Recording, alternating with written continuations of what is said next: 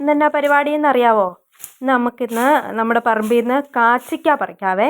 കാച്ചിക്ക പറിച്ചിട്ട് നമുക്കത് കാച്ചിക്ക വേവിച്ച് കഴിക്കാം. ഞാനും പപ്പായും കൂടെ കാച്ചിക്ക പറിക്കുവാണേ. കുറച്ച് കിട്ടി കേട്ടോ കാച്ചിക്ക.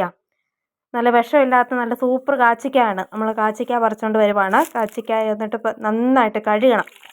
കാച്ചിക്ക നല്ല മണ്ണാണ്, മണ്ണിൻ്റെ അടിയിൽ നിന്ന് ഉണ്ടായല്ലേ, അപ്പം നല്ല മണ്ണുണ്ട്. ആ മണ്ണെല്ലാം നല്ലതായിട്ട് വൃത്തിയായിട്ട് കഴുകി നല്ലതായിട്ട് നമ്മൾ കഴുകിയെടുത്തിട്ട് നമ്മളത് ഇച്ചിരി നേരം ഉണങ്ങി ആ വെള്ളമെല്ലാം വാർന്ന് പോന്നിട്ട് നന്നായിട്ട് നമ്മൾ ചെത്തി എടുത്തിട്ട് നമ്മൾ കുക്കറിൻ്റെ അകത്താണ് വേവിക്കുന്നത്.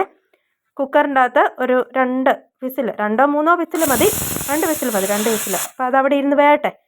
ഒക്കെ നമുക്ക് കാന്താരി മുളക് പറിക്കാൻ പോകാം. കാന്താരി ചട്നി ഉണ്ടാക്കാൻ വേണ്ടി കാന്താരി മുളക്, നല്ല കാന്താരി ചീനിയെന്ന് നല്ല പഴുത്ത കാന്താരി കാന്താരി എല്ലാം പറിച്ചുകൊണ്ട് വന്നിട്ട്, ഇഷ്ടംപോലെ കാന്താരി ഉണ്ട് കേട്ടോ ഞങ്ങളുടെ പറമ്പുകളിൽ. കാന്താരി എല്ലാം പറിച്ച് നമുക്ക് കാന്താരി ചട്നി ഉണ്ടാക്കാം.